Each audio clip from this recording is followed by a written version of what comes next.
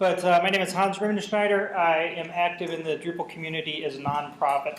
And today's session is Front-End Drupal. Apologies, I inadvertently stole the title from a book by Emma Jane. It's an excellent book, and apparently I highly recommend it. I do like the book. I did not think of that connection when I submitted my session, but they are not directly related, but if the talk is half as good as the book, we should all be happy. Another book that came through the mail, my task with the camp was trying to get promotions, and so publishers will send these things out as marketing materials. And I have had this box of amazing books in my living room for a couple of weeks, and I have slowly been leafing through them. So I don't know if it worked for you, but I am probably going to be buying some of these. So the marketing was successful at some level. I have Drupal for Designers from O'Reilly Press. It's a brand new book. And I have a trivia question for you, and it's every custom theme needs one thing. What does that custom theme need? CSS. Okay. I'm sorry, I see so many hands. Who was first? Were you in back? What? That info file is correct. And we will get into this later, but you actually don't need templates, you don't need CSS, you don't need anything, although I don't know what the theme does without those things. But just kind of today, so I generally like to talk from slides, but I knew that I wanted to show code today. And so I decided not to go with code. And then I was taking notes, and I just decided that, you know what, the notes are not going to help. I'm just going to talk and ideally wax eloquently about front-end Drupal. But has anyone heard the analogy that a website is like a house, and you have a framework, and the framework, it could be lumber, it could be steel, it could be concrete, it could be grass. That's like your framework. So it could be, Drupal or Plone or WordPress or whatever framework you use. And then you have content. And so the content of our rooms and our home are tables and chairs and refrigerators and toilets. Well, that's like the content on our site, so that might be videos or text. And then you have your theme. And so the theme is what we're talking about. But the theme with the house kind of breaks down because, well, I decorated my living room with a carpet. Well, that's content, okay? I have wood trim. Well, that's content. I have ceiling, in my, well, that's framework, And so I think the intent is good, but it wasn't created by a designer. And I don't see front end as making this site pretty, although it does do that. What front end really is it's more like somebody directing traffic. And what front end says is, every page you have an action item, right? You put that page up there, that content, because you want people to do something. Maybe you want them to read it. Maybe you want them to buy something. Maybe you want to convince them of something and you want to change the way they're doing something. Maybe you want them to show up in an event, right? Well, what the front end designer does is it takes this piece and it says, hey, I'm your action item, look at me. And then the designer should tell all of the other pieces, hey, talk to them first. I'm your menu here, and I can help you when you're done, but this is where you need to look first. And so it's much like a traffic cop. And front end, I think something like 70% of the load time happens in the front end. So if you're concerned about performance, you can work with front end. Accessibility. I have a friend, and he's blind. And we're both big music fans. And so now, we're married and we have kids and we have mortgages and that kind of stuff. So we don't do this anymore. But when we were both single, a lot of times we would go to 2 or 3 shows a month usually. And so we would both be kind of watching our circles and find out the bands that we would like. And sometimes he'd get dropped off. But oftentimes he'd take public transportation to wherever the venue was. And Chicago is not a particularly pedestrian-friendly city. But he could navigate through the city just fine with seemingly very few issues. And so, we kind of get online and that kind of thing. And I tell him about this site called Wolfgang's Vault. And so there was a guy back in the 60s by the name of Bill Graham. He was a concert promoter. And, he just recorded just thousands of shows. And I'm like, hey, you ought to check out that website. And he's like, yeah, I don't really do much on the internet. It's like, okay, you can navigate Chicago, but you can't navigate through a browser. That is our fault as designers. You know, we need to do that. We need to build tools that people can use. And what's ironic about accessibility is that the vast majority of making an accessible website is making a good website. And so if you're coding to standards and you're structuring your content properly, that's all accessibility wants. And so by helping a subset of users, you're helping all users. So I think everybody should strive to start there. What we're going to do is the first thing, we're just going to launch Drupal here. And so we're going to install it.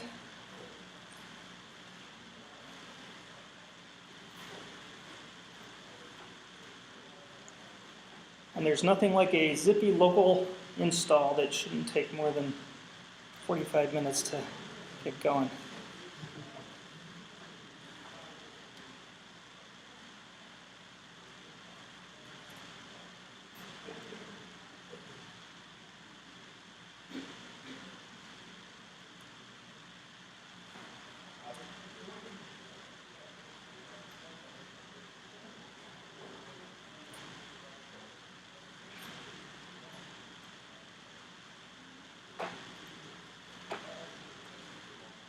Apologies, when I sit on my couch, this takes a few moments. Okay, so.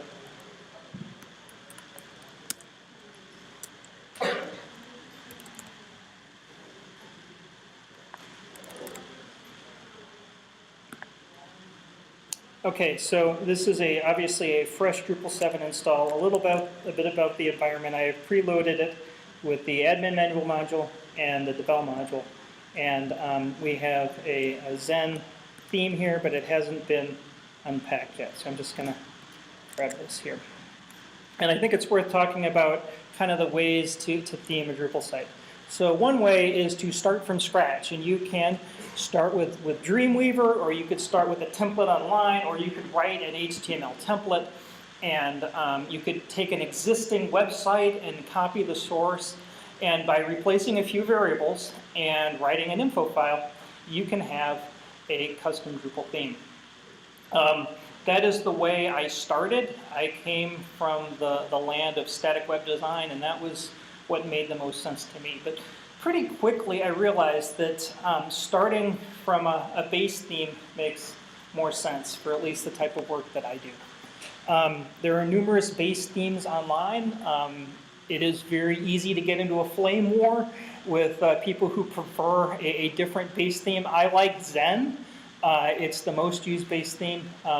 Somebody has kind of tried to take Zen's ideals and kind of simplify it, and they launched Tau. There is Omega, which they try to take a lot and a place like point and click into the UI. There is Adaptive Theme, which tries to do mobile real well.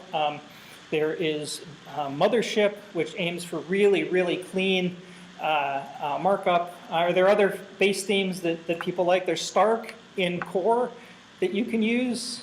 But I think basically, if you're looking for a base theme, you need to kind of find out the strengths and weaknesses of each one and figure out what works well for the projects that you're working on. And each has their own little idiosyncrasies, so you figure out those pain points and go from there. And the idea behind most base themes is you have this set of files, and rather than changing everything, you're only changing what you need. And so we do that in what's called a sub-theme. And in the event that you just go out to Drupal.org and you find a theme that you like and you want to change it, even if it's not officially a base theme, I would always sub-theme it. And that way, if your parent theme ever gets an upgrade, you can just drop that into place. You're not going to lose all your changes or get stuck in your old, wherever you started with. This is the page on Drupal.org about writing info files. We're going to walk through this. I am going to take Zen here, and this is how you create a base theme. I'm going to copy the starter kit, into my themes modules, I'm going to rename the folder, and it's going to be fed for front-end Drupal. I am going to open up my template PHP.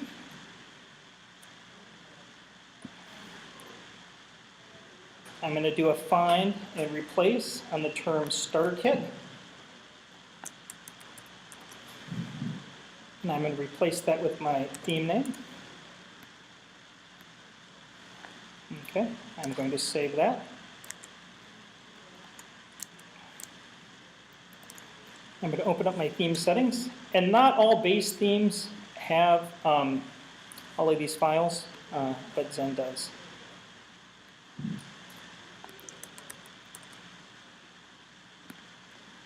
So replacing it in theme settings. Save that.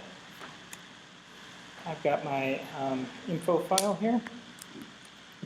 And I have to change the extension on this one.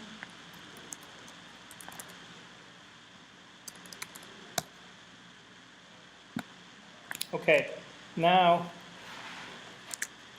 we have a base theme. So what I'm going to do is I'm going to open my modules page and I'm going to turn on Devel and the admin menu. So here's Devel. Here's the admin menu. I'm going to save that. Then we're going to go to Appearance. Once this finishes saving,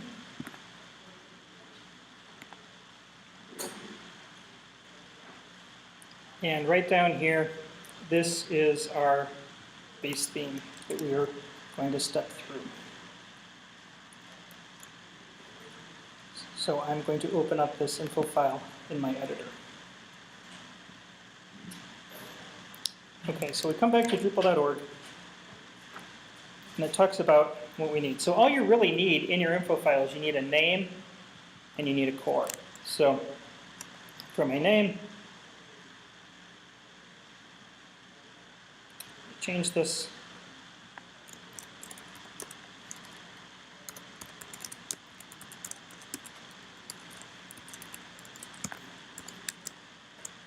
We come back here to our site. Refresh.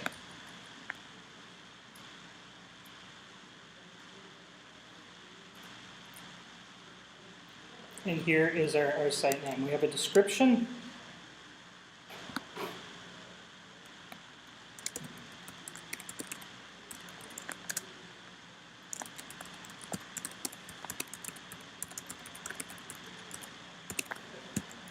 Save that. We're going to return to our site. And here's our description. We have a screenshot. The screenshot allows you to change the path. What I always do is just replace this file, but in the event that you want your screenshot to live somewhere else in your structure, you can set the path there.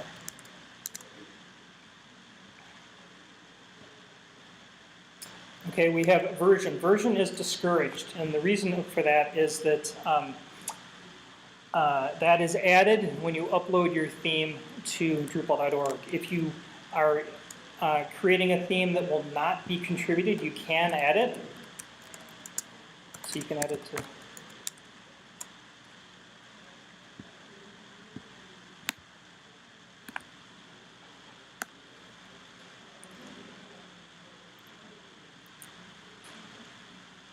And so now we have 1.0, and this does not have to be a numeric value. So it could be, you know, the pink poodle thing or version, and that will render just fine. That is not something that I ever do when I work locally. I do not version my themes, but that will work just fine.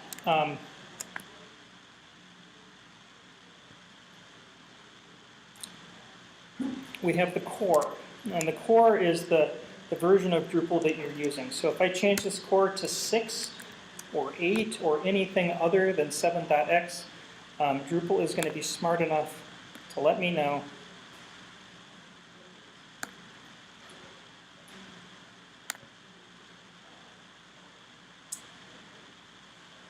it's like, whoa, cowboy, you're using the wrong theme. You can't do that. So we're going to keep that on 7. We're going to refresh, and we're going to enable this.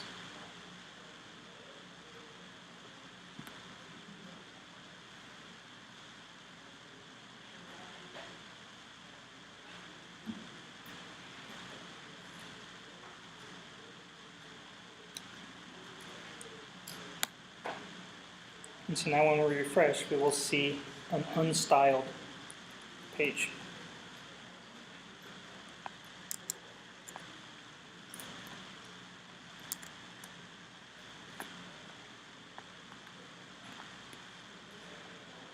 Okay, your engine right here, I actually updated this page yesterday when I was going through this. It said it was often not required. This is for Drupal 6 themes. For Drupal 7s, you do not have to worry about the engine. The base theme, in the same way that CSS Cascades, so you can target everything on the page, and then you can target everything in a sidebar, and then you can target titles in the sidebar. These templates are going to cascade as well. So what this is doing is saying, render this page through this base theme. If the base theme does not address it, I'm going to go and get that information from the parent theme. So, you know, I could change this to Garland, and you're going to end up with a real kooky looking site because it's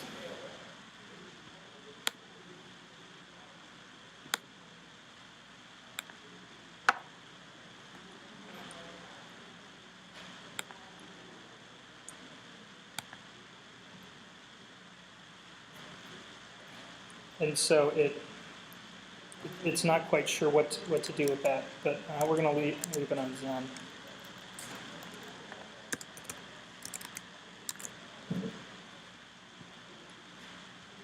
Okay, regions. Regions are kind of areas of your page. And so if you declare your regions, you can name them anything you want. If you don't declare any regions, they will default to the Drupal standards. So what we can do is I can go back to my file system. I can go to the Zen parent theme. I can go to the templates page. I can grab this page TPL, and I can move it into my sub-theme. And so I will have an empty folder for templates. I will paste that here. And I can return to my info file. And in here are my regions. And I'm going to create a new region. I'm going to call it the Tippy Top region. And the machine name will be Tippy. So this creates a region, but until we add it to the template, Drupal doesn't have any way of rendering it. So I'm going to open this page TPL.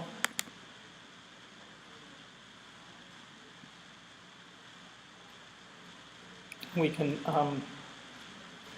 say, grab this.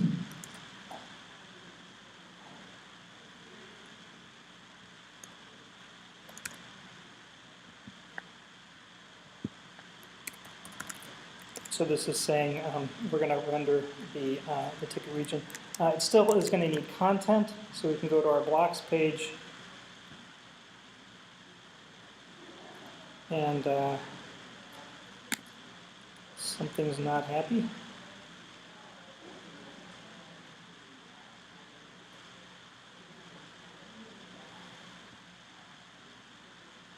Okay, and so here's our region, and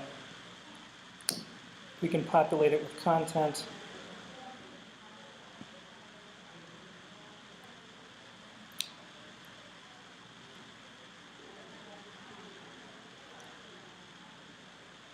And now we have this new region. It should also be noted that it is also trivial to disable regions, of course.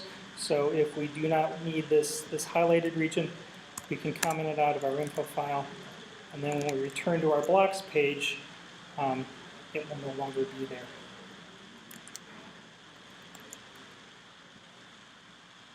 Okay, features are kind of neat.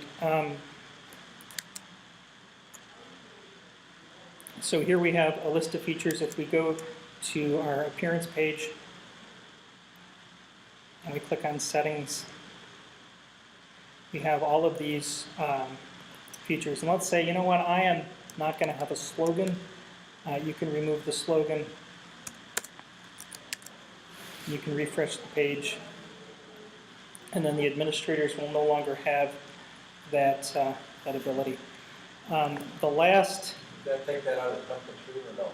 It will still be in the template. So yeah, ideally you'd want to go through and clean up your templates as well. But Can I see the move template from the main? yes, what I did was I have my parent theme, which is Zen. Okay, And so you didn't copy, you moved it. I did copy it. You recopied. Yes, there are two versions of it. The template first, and then whatever's not there wasn't. That is correct, yes. Okay, so here we have our features. We have theme settings. And so theme settings are where you can go in and set those. So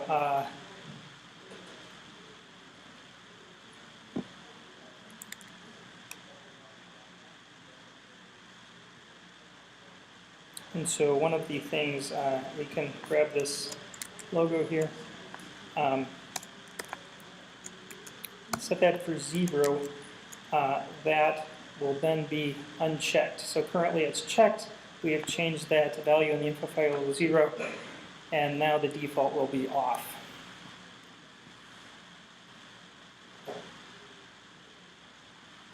Okay, style sheets. The way I typically work is Zen ships with some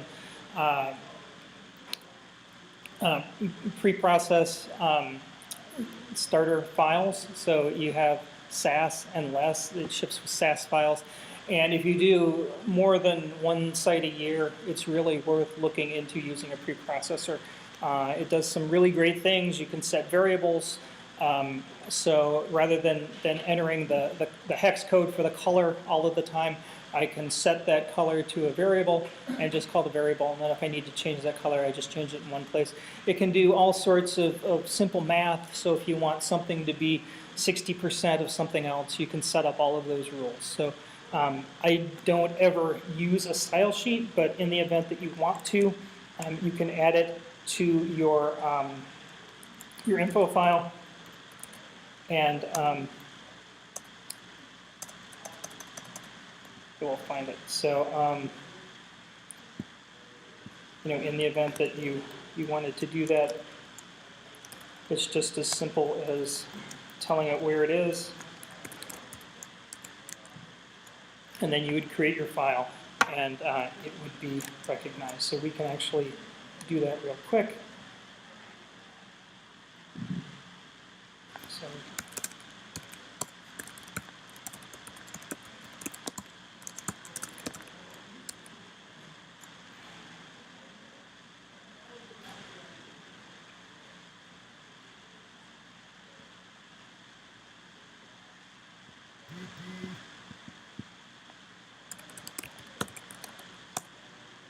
Okay, so we have a custom style sheet. We're calling it in the info file. We return.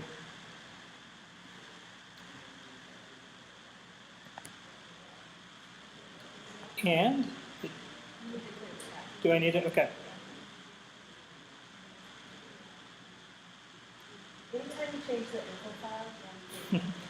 Okay, and so anyway, that is all it takes to show Drupal your custom style sheet. In the event that you want to add JavaScript, it's the same principle. And then also you can set a minimum level PHP. And so if you are calling something that doesn't work in a lower version, you can set that there. The next thing we're going to do is we're going to kind of look at these templates. So this is page TPL with Zen. You're going to get something that's a little bit different, but if you're used to writing static HTML, you're probably pretty comfortable with what this is. We have a div here, and then we've got some of this PHP stuff, and then we've got a header, but hey, there's a class and an ID. I know about those. Okay, and then there's some more PHP in here, a little if statement. But if you're comfortable with markup, probably most of this is going to make sense. So if we look at the templates that we have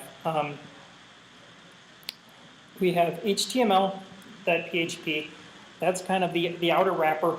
And then you have your page TPL. And inside of that, you have your node. You have regions. But for the most part, it's fairly well explained. If you think about your site, even if you're not comfortable with Zen or ever used it before, or really any good base theme, it's kind of gonna sort of make sense. So what we can do is we can take this HTML template, drop that into here. Okay. And so what I'm going to do right here, the bottom of the body,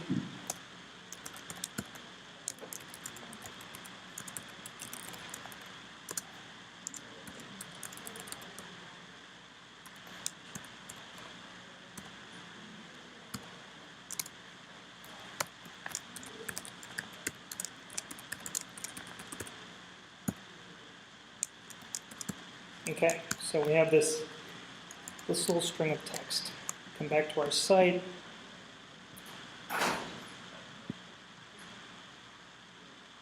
And so in the event that you want to add, static strings, it's that easy. If you want to add a class.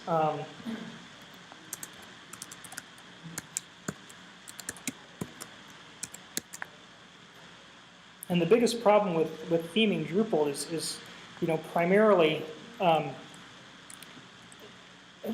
being able to attach a class or an ID onto something. And so, here through Firebug, we can see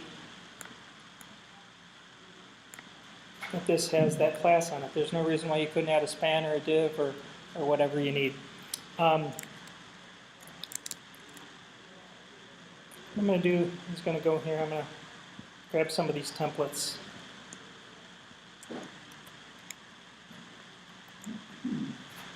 Return to my theme.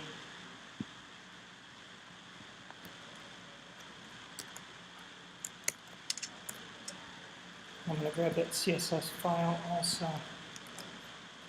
Return to my theme.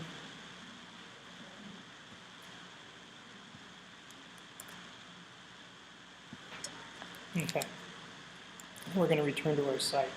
And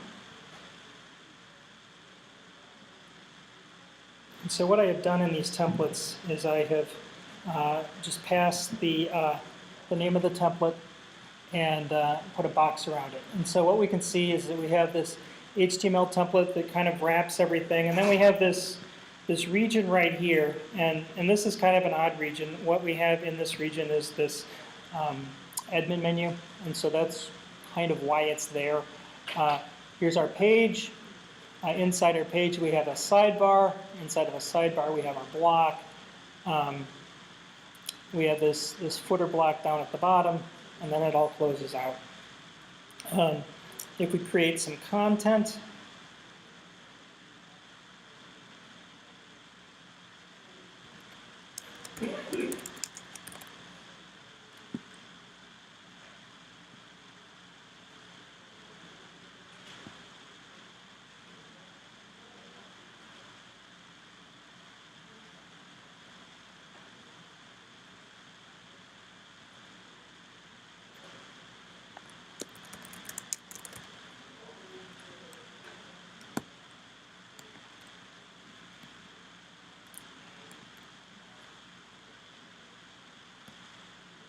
too many options in my drop-down. Okay. So now that we actually have nodes, the node template is going to be called. And so here we have it on the front page. It's going to be called more than once. So here's a node template wrapped in a node 2. Here's a node template that's holding node 1. We can do other things. So we can copy this node template.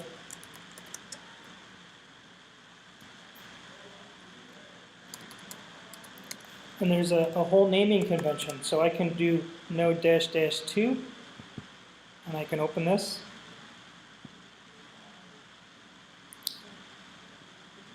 And rename it. Save it. Return to our site. And we'll see that this node is calling node TPL. This node is calling the other template. And so you can go in and change it and style it based on what you need. So that's kind of the basics for the info file and the templates. And now we're going to get to something a little bit cooler.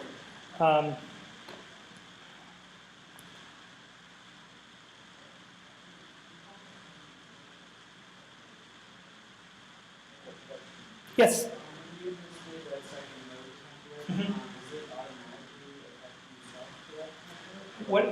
What is happening is that Drupal is going through, it knew that it was a node, it looked for a specific template, it found node 2, oh, I'm going to use this.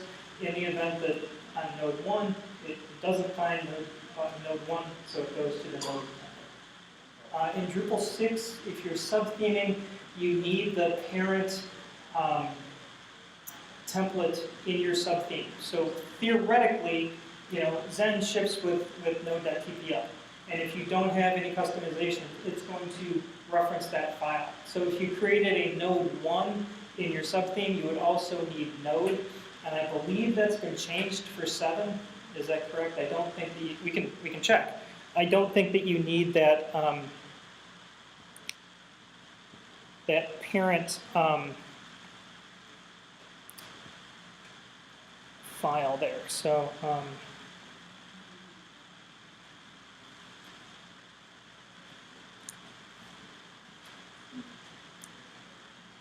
looking for templates. Okay, here it is. So in the event that we've got, if both of these were gone, it would refer to the parent theme. I'm going to delete node, and I believe that it will still work, although this would not work in 6. And so if we refresh here, yeah, so what we're happening is node 2 is called, and then node is being called from Zen, and those files have not been edited, so we don't have those names of the files being passed. So it is working properly. So anyway, we're going to look into hook form alter. And so what I'm going to do is I'm going to grab this, and this is a little module that I wrote. We can look at what's happening. So a module has an info file, and it has a module file. So very simple. The name of my module, my description. Package is kind of the container that it sits in on the modules page, and then core, again, is your core Drupal version. So I'm going to go to my modules page.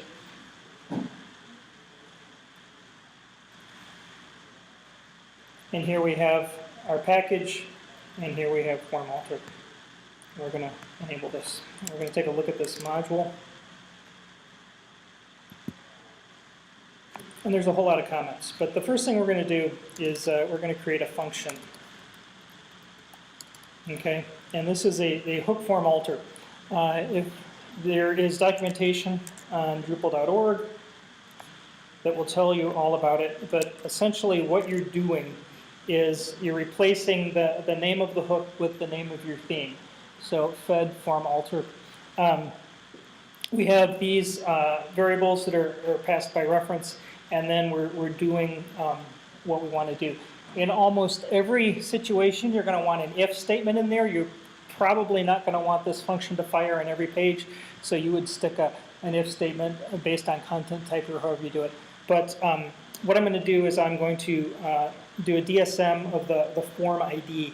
And DSM is display set message. It's a function of the devel module, and it will show us what is on the form. There are other ways of doing it. You can do a print R, you can do a debug. This is just one way. But when we refresh, You know what, I'm going to dump these templates also to kind of clean things up and help us see what's happening.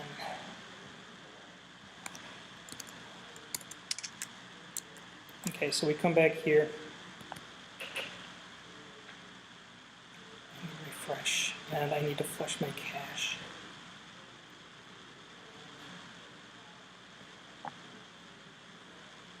And we'll have at least 2 forms on this page. Ah.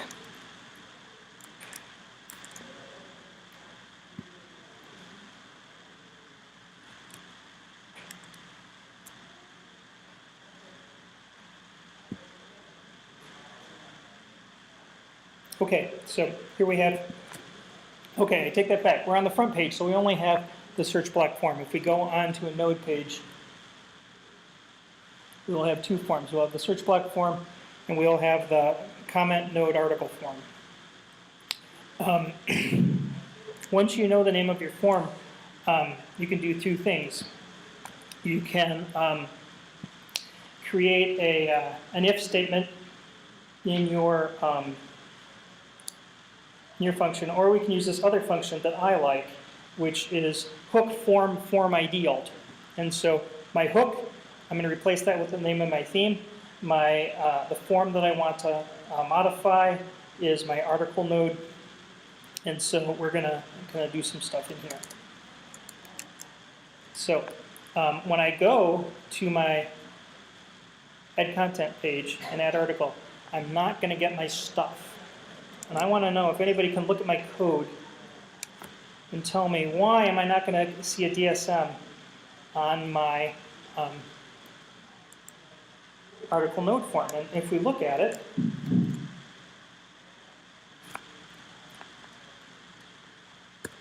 going to get rid of this pop-up and just go right to the real page. Okay, we're not getting any of this stuff. Why not? Let's look at the code. Will knows, why not, Will? Oh, okay. Well, then we're going to zip through this. The reason why it is not showing up is because I have an admin theme turned on, and so that is not firing because I don't have the right thing. So by changing this and coming back,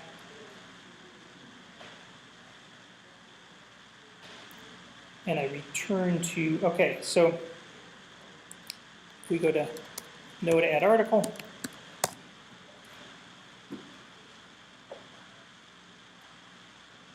we get this really cool way of digging through and seeing everything that you have to work with.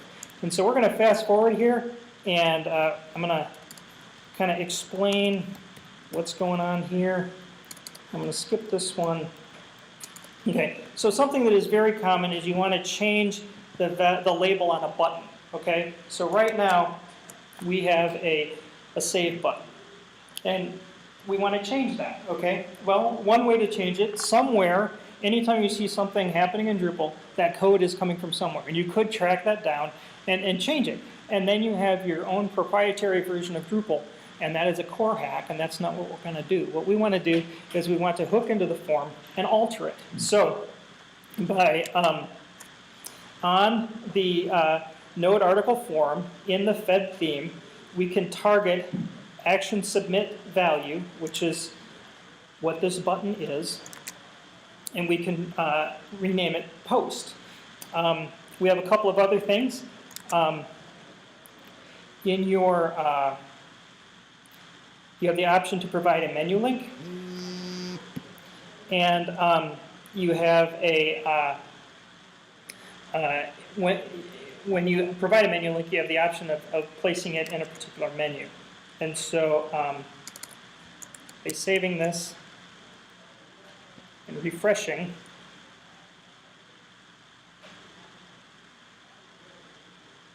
what we have is that the menu link is enabled, the checkbox is disabled.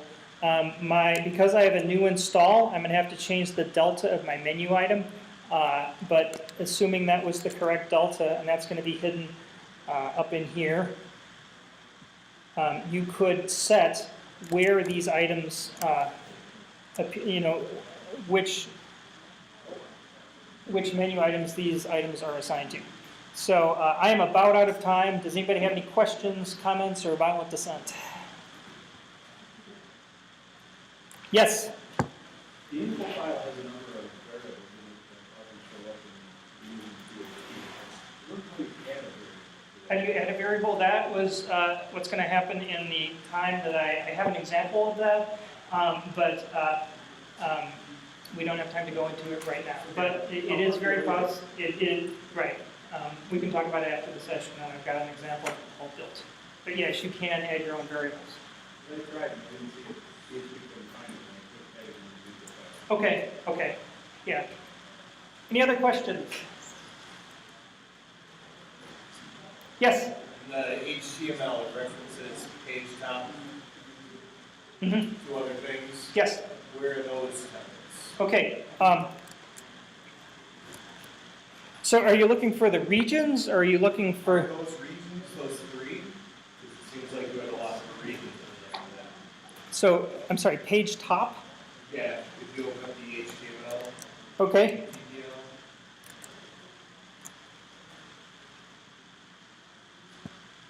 So...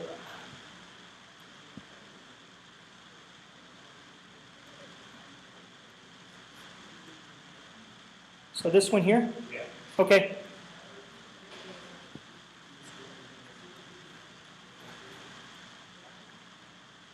Yep. See it page top, page and page bottom, Okay. are those regions? This page 5 here, that's going to be a variable. And so what that does is that closes out any scripts and that sort of thing that are running. I don't think there are any regions on this, in this template, but there are going to be in your page TPL, your block TPL, your node. So if we open up this right here,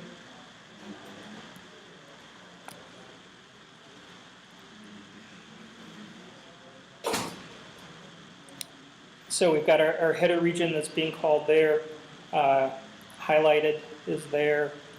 We've got help, we've got the content region. So that's where those are. Okay, so those are their variables in HTML, not A region would be an area of a page that you would put variables into. So your header would be your region, and the name of your company and your logo would be the content that goes into that region. Anybody else? Okay, great. Thank you very much.